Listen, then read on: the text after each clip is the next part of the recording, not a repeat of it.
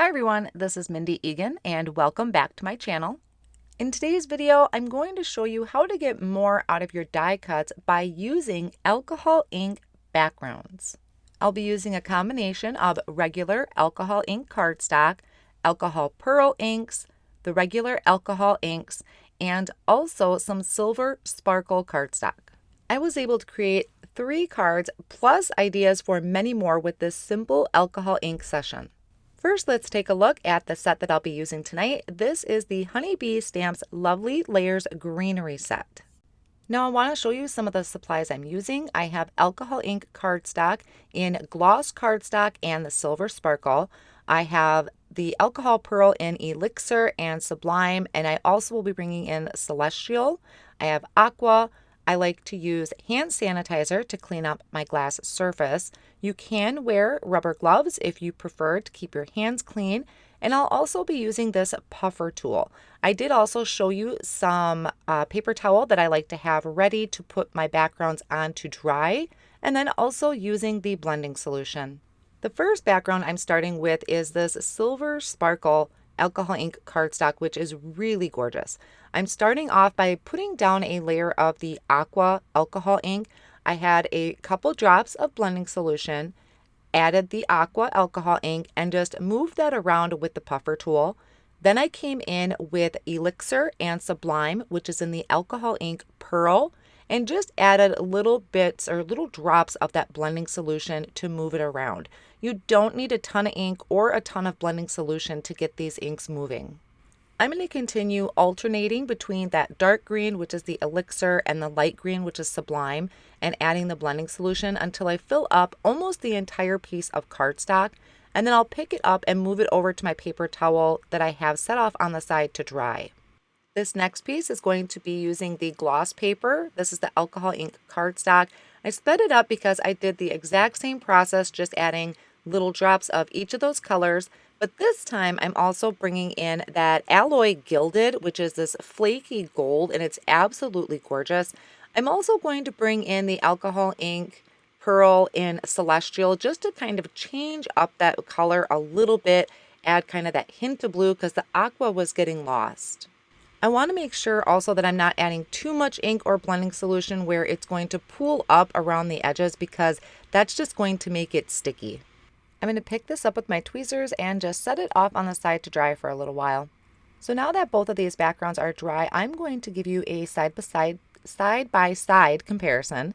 This larger one on the left is that silver sparkle alcohol ink cardstock. So not only do we have this beautiful sparkle, but we also have that beauty of the alcohol ink pearl. And then this is the one just on the gloss alcohol ink cardstock with regular alcohol ink and the pearls, and then plus throwing in that gilded alloy. Now the first thing I'm going to do is die cut out one of these large leaves from the Lovely Layers Greenery set. I'm just going to cut it out of one piece, so I trimmed off any of the excess that I can save for some more die cutting. I'm going to hold that down with a low tack tape, run that through my die cut machine, and then just carefully poke this out with my craft pick. What's really great about doing this is we can also use not only the positive but that negative piece, and I do turn that into a card later on. But check out all this gorgeousness on this die cut leaf once my camera focuses here. It's such a variety of color because of using that alcohol ink. You just can't achieve that with with regular ink blending. Me personally, I don't think. I just love how it came out. Now I have the Spring Leaves A2 pierced cover plate that I die cut from white cardstock. I also have the Lovely Layers of Bugs. This is the butterfly off of that collection. So this has 3 pieces to it. The body lines up with each other. There's one body with the antenna and one body without the antenna, and that's the one that goes on top. And this has amazing details to it. So I'm mainly going to leave this butterfly white, except I thought I would add a little bit of embossing to the wings. So I'm taking embossing ink and a little sponge stopper that fits on my finger, and I'm just kind of lightly edging the edges of the wings with that embossing ink. Then I'm going to sprinkle on some gilded embossing powder. This is gold. Tap off that excess, and I'm going to do that to both of the wings. I'm leaving the body plain white. I'm just adding this embossing to the wings. Now, although this butterfly is going to look gorgeous once it is inked up as well, I think it was really nice to have it just kind of white with this little hint of gold on the edges for using with an alcohol ink background or any other type of colorful layout. I have most of my components together for my first card, so I'm going to work on a sentiment. This sentiment comes from the Bitty Buzzwords Bloom collection. I prepped a piece of black cardstock with an anti-static powder tool, and I have my image lined up, picked up with my door, and I'm going to ink it up with clear embossing ink and just stamp that down. To match the gold that is on my butterflies, I'm going to sprinkle on that same gold embossing powder, tap off that excess, and then heat that with my heat tool. One thing I really love with the Honeybee Stamps stamp sets and their words is they have coordinating dies for these sentiments. So I just lined that coordinating die up and die cut that out. Now I can start working on putting my actual card together. First, I'm starting with the butterfly. So I only added liquid glue to the body. I'm going to keep the wings kind of separate. So if I wanted to kind of fluff up those wings a little bit, I could. And then also adding that third piece, which is just the body. So off screen, I did trim this pierced panel down to about 4 by 5 1/4, and I have these double-sided foam sheets. I just peeled one side off. I'm adding it to the back of that pierced panel that I have, and this is just giving me full coverage dimension to this card.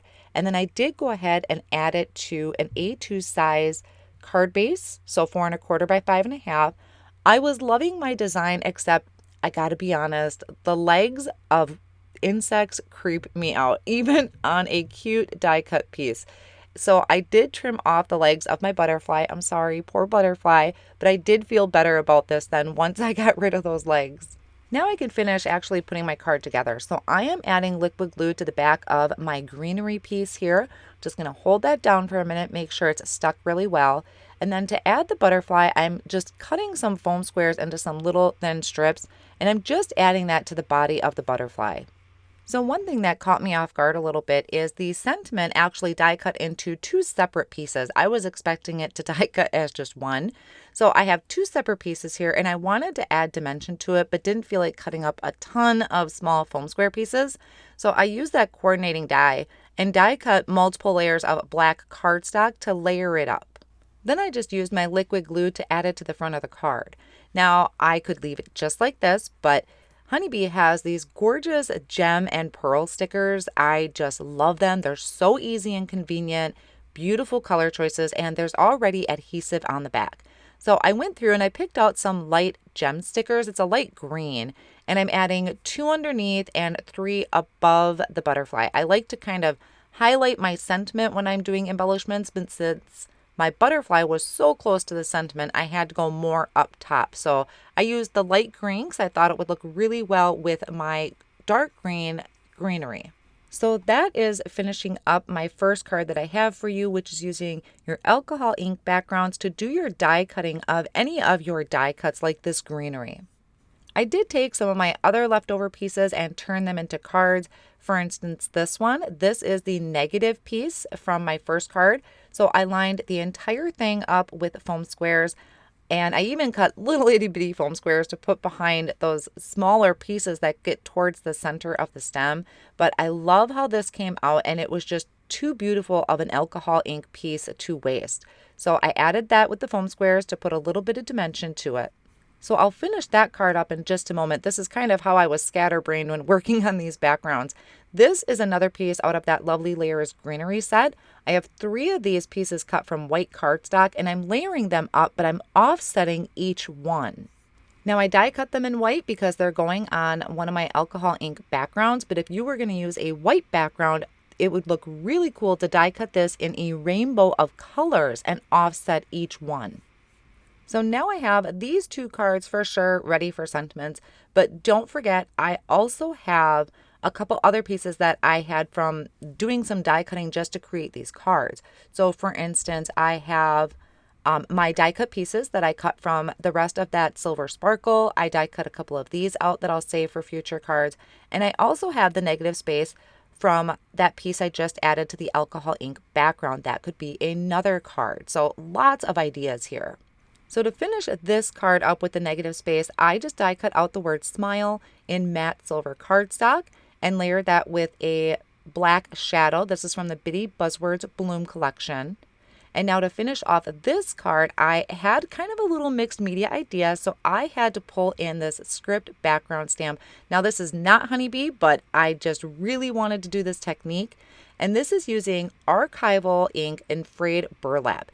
And this is what my friend calls taco stamping. I kind of rolled up the stamp a little bit, inked it up with that frayed burlap, and then stamped it down over that alcohol ink background. So this kind of has a mixed media feel, and I love this. This might be my favorite card. This was kind of a last minute decision, but that archival ink is permanent, so it stamps really well on alcohol ink backgrounds.